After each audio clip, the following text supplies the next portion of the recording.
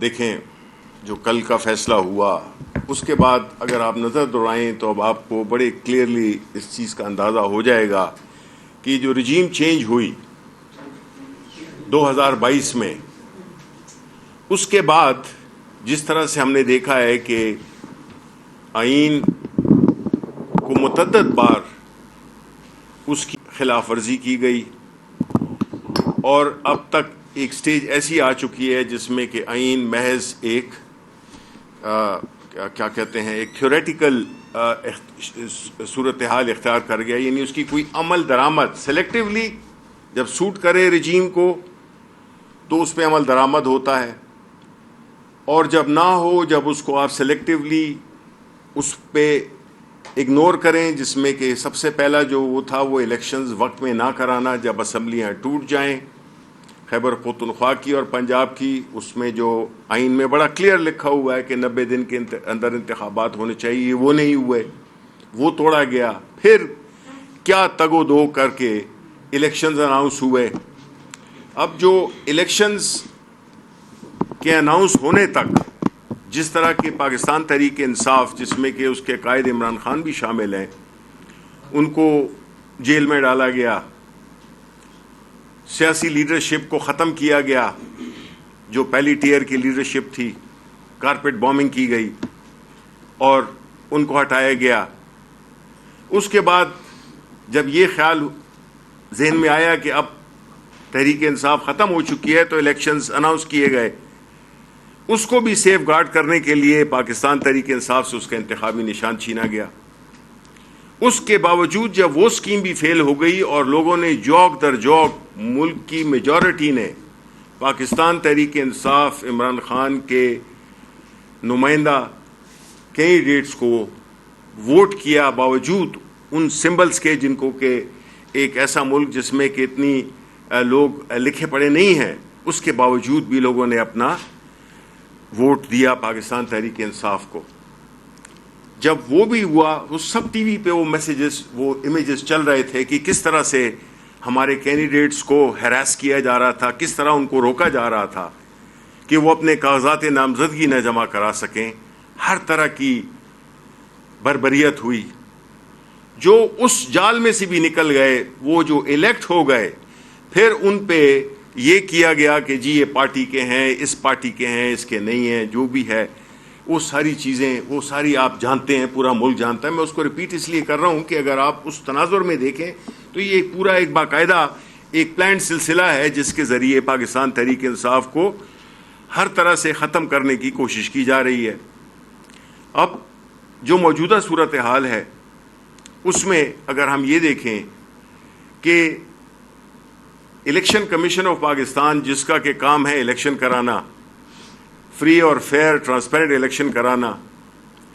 اس نے اپنا کردار کس طرح سے ادا کیا، کس طرح سے خیبر پختونخوا میں سینٹ کے الیکشنز نہ کرائے گئے، کس طرح سے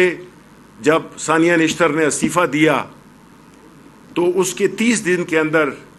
انتخابات پنجاب میں بھی، سندھ میں بھی ہوئے، بلوچستان میں بھی ہوئے، لیکن خیبر پختونخوا میں نہیں ہوئے۔ یہ ایسا ایک قانون کی خلاف ورزی ہے کہ اس لمبی لسٹ میں، جس میں کہ آئین شکنی جدھر جدھر بھی کی گئی ہے، اس کی لسٹ لمبی ہو رہی ہے۔ اب ایسی صورتحال میں جب عدالتوں میں کیس چل رہا ہو اور لوگوں کو فیصلے کا معلوم ہو تو وہ کیا انصاف ہوگا؟ کیسے انصاف وہ نظر آئے گا جبکہ فیصلے بالکل پہلے سے ہی وہ ٹی وی چینلز پہ بھی ڈسکس ہوتے ہیں کہ جی فیصلہ تو یہ ہوگا، آپ کو تو ہٹا رہے ہیں، آپ کو تو یہ کر رہے ہیں، آپ کو وہ کر رہے ہیں۔ تو آپ مجھے بتائیں کہ یہ پھر عدالتوں کا جو ہم نے ایک بنایا ہوا ہے، ایک تھیٹر سا بنایا ہوا ہے، تو اس میں پھر کیا لوگوں کے کیا توقع ہوگی؟ اس سے عدلیہ پہ کیا اعتماد ہوگا لوگوں کا کہ جب ان کے فیصلے ان کے کہنے سے پہلے ہی آ گئے ہیں اور فیصلے پھر ہوتے بھی وہی ہیں۔ تو جو کل کا فیصلہ تھا اس نے تو آخری کیل ٹھونک دی، جس میں کہ ملک میں، پورے ملک میں، دیکھیں خاموشی کا مطلب یہ نہیں ہوتا کہ لوگ بالکل بے حس ہو چکے ہیں اور ان کو کوئی پرواہ نہیں ہے۔ یہ ساری چیزیں لوگ رجسٹر کر رہے ہیں۔ ابھی بھی مجھے ایک نوجوان بتا رہا تھا کہ جی کل کے فیصلے بعد تو میں نے فیصلہ کیا ہے کہ اب میں اس ملک میں نہیں رہنا. اب اس میں کچھ لوگ خوش بھی ہوں گے کہ اچھا ہے کہ جتنے بھی اس سوچ کے نہیں ہیں جو کہ جا سکتے ہیں تو جائیں اس ملک سے. 30 لاکھ کے اس پہ لوگ چلے گئے ہیں, کتنا سرمایہ باہر گیا, کتنے لوگ چلے گئے, کتنا ٹیلنٹ چلا گیا. اوپر سے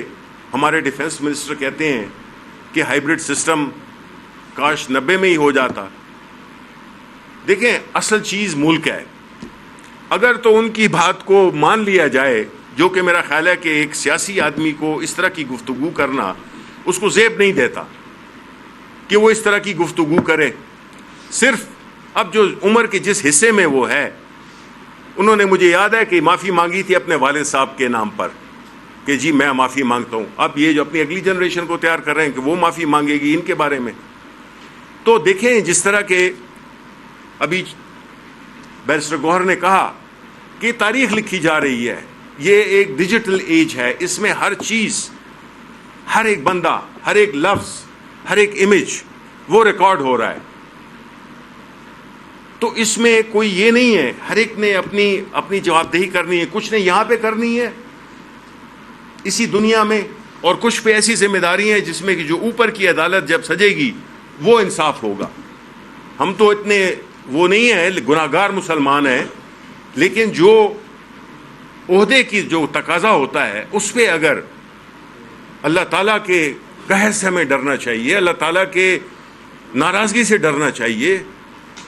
قیامت سے ڈرنا چاہیے. یہ دنیا میں تو لوگ آتے جاتے رہتے ہیں, کوئی کبھی اقتدار میں آتا ہے, کوئی نہیں آتا, لیکن کم از کم آدمی اپنی آخرت کو تو نہ خراب کرے جانتے بوجھتے ہوئے.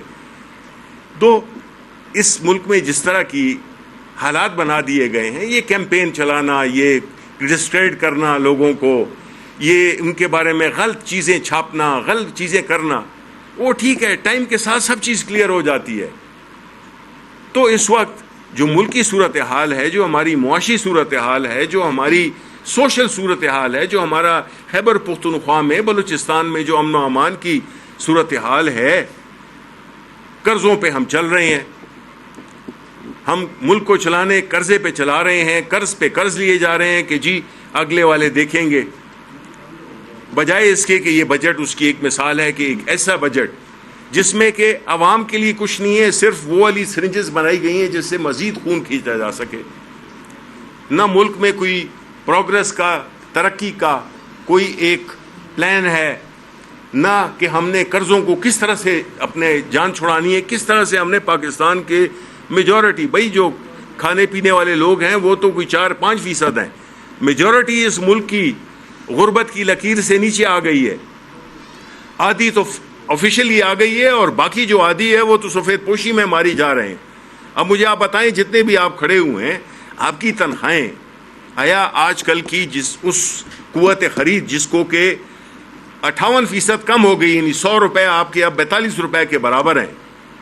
تو اگر آپ کی لاکھ روپے بھی تنخواہ تھی تو اب آپ 42,000 پہ کیا کریں گے؟ آپ اپنے بچوں کی فیسیں دیں گے, آپ بجلی کے بل دیں گے, آپ اپنا کرایہ دیں گے, آپ روٹی کھائیں گے, آپ بیماری پہ کچھ لگائیں گے, تو پھر آپ کو کن حالات سے دو چار کر دیا گیا ہے. اور یہ کہتے ہیں جی سب بڑا اچھا ہے, بڑی مبارکبادیں لے رہے ہیں. یعنی 17 سیٹوں والے لوگ جو کہ اقتدار میں آ گئے. یہ ہوتا ہے کہ جب اصل مینڈیٹ کے لوگ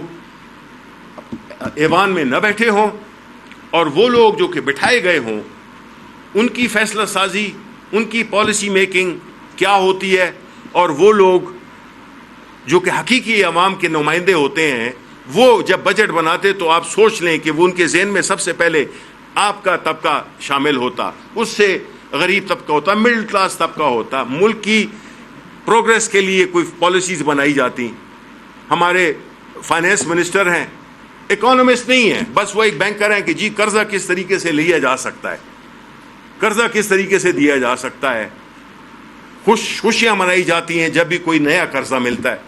یہ کوئی ملک ہوا؟ اس سے کیسے آپ کی جو بہت بڑا چرچا ہوتا ہے, فورن منسٹر بھی بات کرتا ہے, آپ مجھے یہ بتائیں کہ کوئی قرض لینے والا شخص یا قرض لینے والا ملک جو کہ صرف قرض ہی لے, اس کی جو فورن پالیسی ہے وہ آزاد ہو سکتی ہے؟ نہیں ہو سکتی. قرض لینے والے کی جو نیشنل ساورینٹی ہے، اس کی جو فیصلہ سازی ہے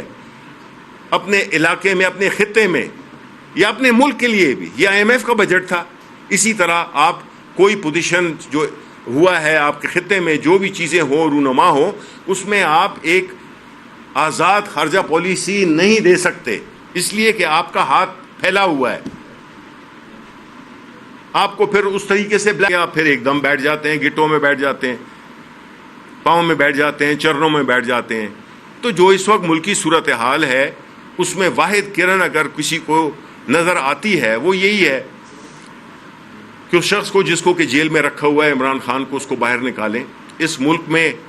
کچھ ایک ایسا ماحول پیدا کریں جس میں کہ صوبے، لوگ، پاکستانی، کوئی ان کو کم از کم کوئی امید تو ہو جو لوگوں کو جوڑ سکے. ابھی تک تو جو بھی چیزیں ہو رہی ہیں وہ لوگوں کو توڑنے کے لیے ہو رہی ہیں، اور ہر ایک کا نمبر آئے گا. کوئی یہ نہیں سمجھے کہ جی اسی تے بچ گئے ہیں، ایسی کوئی بات نہیں ہے. جو آج بڑے بیٹھے ہوئے ہیں اس میں ایوانوں میں بیٹھے ہوئے ہیں، کوئی وزیر بنا ہوا ہے، کوئی حیثیت کیا ہے ان کی؟ لوگوں میں جا نہیں سکتے ہیں وہ لوگ. خود بھی جو ایک ہوتا ہے کہ جو ایک قانونی قوت ہوتی، وہ جو اخلاقی قوت ہوتی ہے آپ کے پاس، جب وہ نہیں ہوتی، اس سے آپ محروم ہوتے ہیں، تو آپ پھر نہیں ہیں، آپ پھر ایک زندہ لاش کی طرح پھر رہے ہوتے ہیں، اور آپ پھر یہ توقع رکھتے ہیں کہ آپ کو لوگ سلام بھی کریں، وہ بھی لوگ نہیں کرتے ہیں. تو اس لیے ان حالات میں ہم نے جو یہ دیکھا ہے کہ ملک مسلسل ایک پستگی کی طرف جا رہا ہے. ملک مسلسل ایک ایسی تاریکی کی طرف جا رہا ہے جس میں کہ جن لوگوں جو بڑے بڑے بہت آپٹمسٹک جس کو کہتے ہیں، یعنی مثبت سوچ رکھنے والے لوگ، وہ بھی اب اس بات سے مایوس ہو گئے ہیں کہ ارے جی یہ کمپنی چلنے والی نہیں ہے. تو اس لیے ابھی بھی وقت ہے کہ ملک کا سوچا جائے، اس ملک کے عوام کا سوچا جائے، اور یہ جو تمام سیاسی لیڈرشپ کو بالکل ایک وہ بنائے ہوا ہے، دہشت گرد بنایا ہوا ہے، اس چیزوں سے نکلیں. اس سے آپ کا ملک نہ مضبوط ہوگا، نہ کوئی سیاسی جماعت میں کوئی بھی وہ نہیں ہوگا، نہ ادارے وہ ہوں گے مضبوط ہوں گے.